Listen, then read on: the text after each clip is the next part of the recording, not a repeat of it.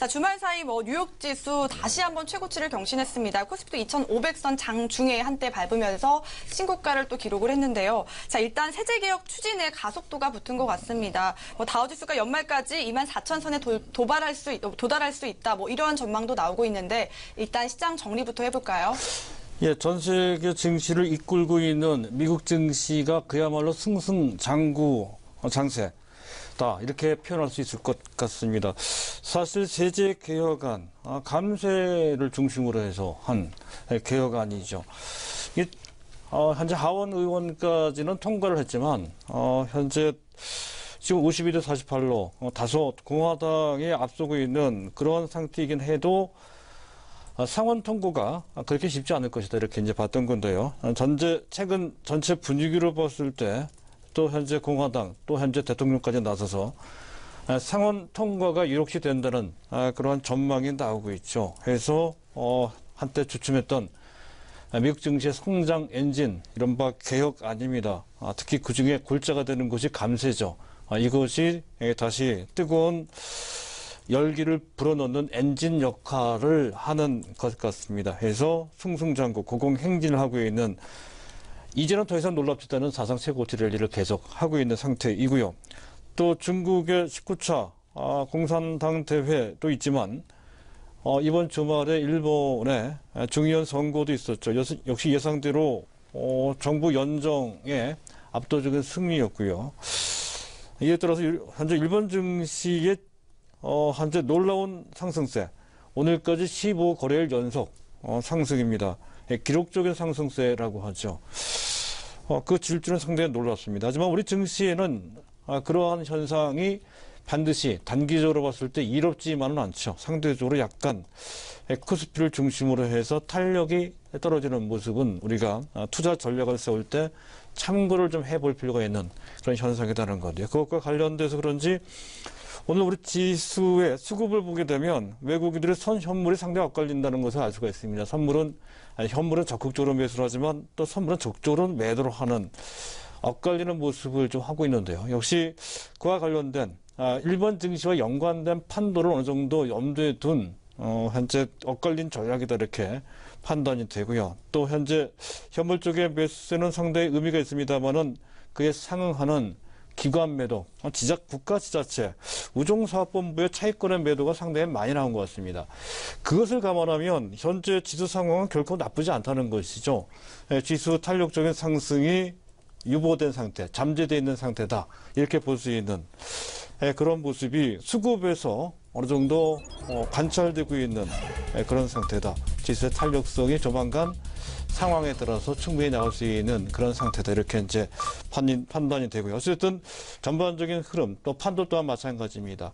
그것이 결코 그 판단이 쉽지 않는 이런 상황일수록 우리 일반 개인 투자자 입장, 사실 기관들도 마찬가지 케이스입니다. 실적을 베이스로 해서 시장을 보고 종목을 선택을 해야 된다는 것이죠. 그렇지 않아도 실적 시즌이 본격적으로 도래하고 있습니다. 이번 주에 주요 종목들의, 굵직굵직한 종목들의 실적이 발표가 되죠. 그와 관련돼서 우리가 포인트를 어떻게 잡을지에 대한 전반적인 윤곽을 잡아놓고 이번 주를 맞이해야 되겠습니다. 자, 환율부터 보도록 하겠습니다. 달러 인덱스입니다. 93.7. 조금씩 올라갑니다. 0.7%.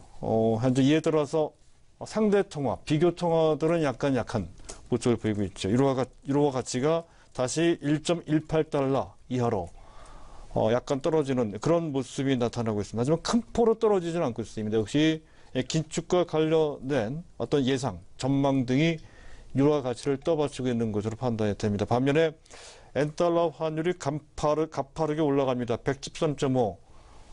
전일 대비 0.9%. 금일 중에 추가적으로 더 올라가서 지금 현재 113.8, 113.7 그런 정도 수준에서 추가적인 현재 환율이 올라가는 그런 모습을 보였습니다.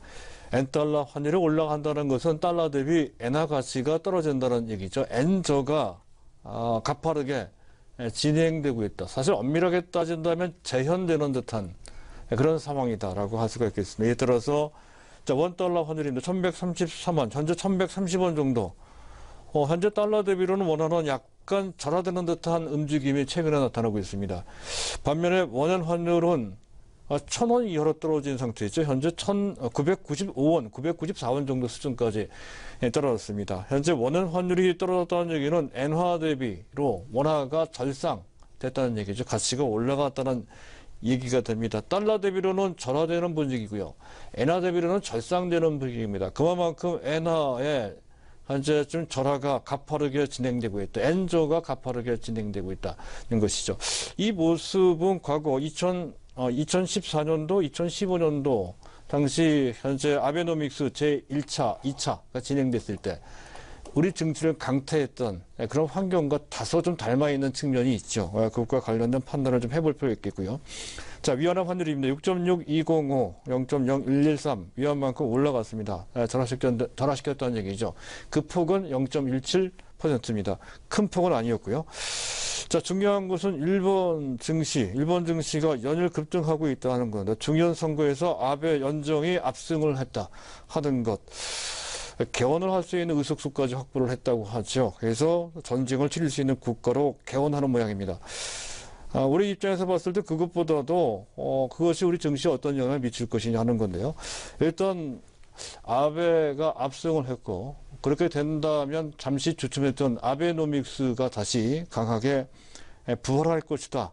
경기 부양, 즉 확장적 기조, 매년 80조 엔, 어마어마한 금액입니다. 80조 엔만큼의 자산 매입.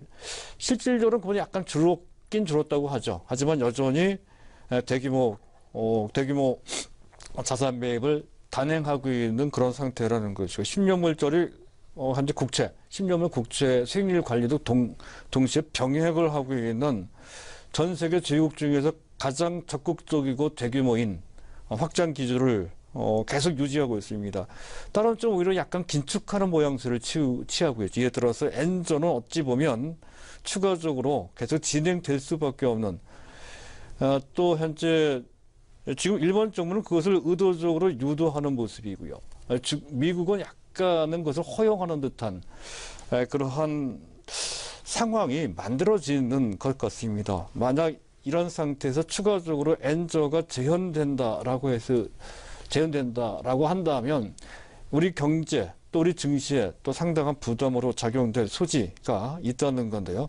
하지만 현재 가파르게 그 전처럼 즉 2013년, 2014년 또 2015년까지네요.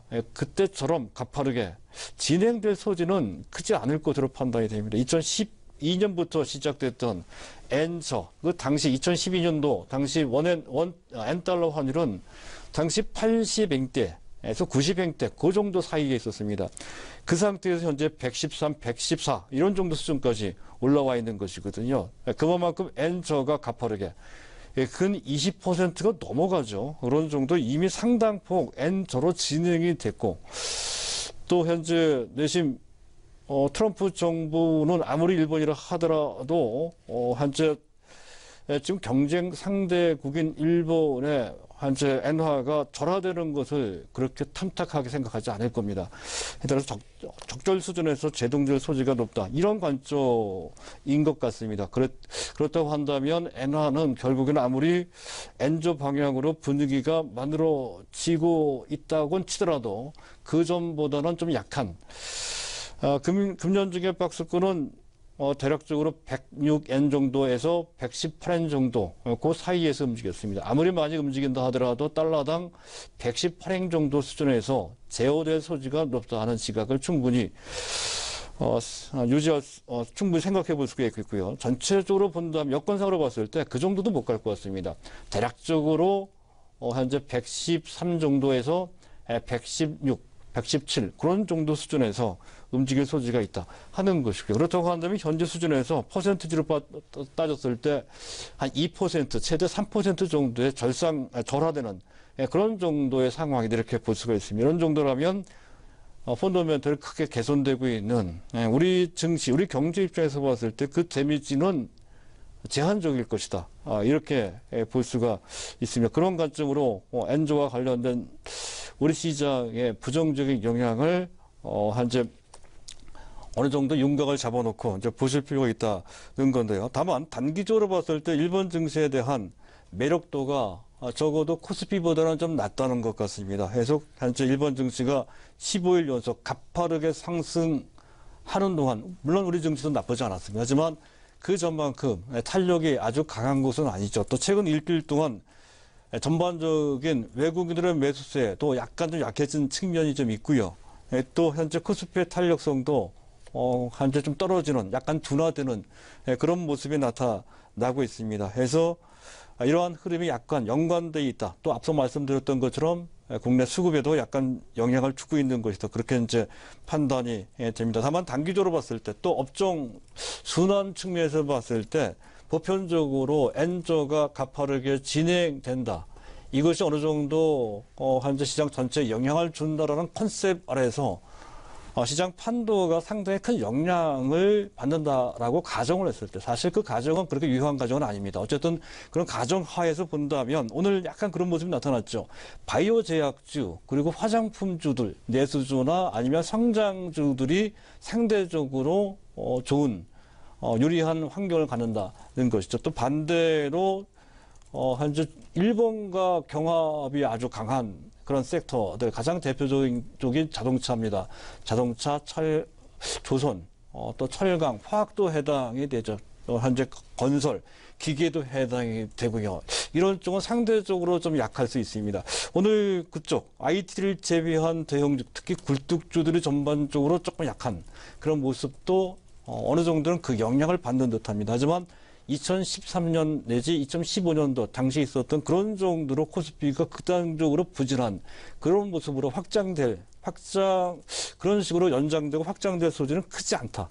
그렇게 이제 판단되는 것은 앞서 말씀드린 그런 이유 때문에 그런 것이 그렇다고 한다면 오히려 그것 때문에 약간 주춤거리는 실적이 바탕이 되는 그런 섹터의 핵심 종목들에 대해서는 보유하고 계신 분들은 계속 보유하시고 또 매수를 원하시는 분들은 그 매수 타이밍을 잡아보시는 기회로 삼아볼 필요가 있겠다는 것으로 정리할 수가 있겠습니다. 그리고 또 현재 바이오 제약이나 화장품은 부분적으로 종목별로 상당한 편차가 있습니다.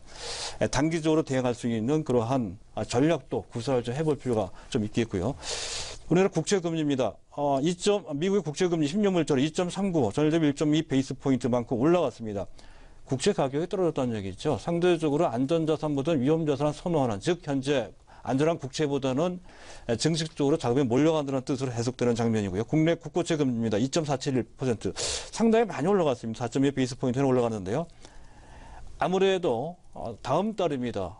기준금리가 11월 달에 인상된다는 그러한 상당히 강력히 대두되고 있습니다. 그런 것 관련돼서 현재 국채금리 10년물짜리 단기물도 꽤 많이 올라가죠. 2년물, 3년물도 같이 올라가고 있습니다.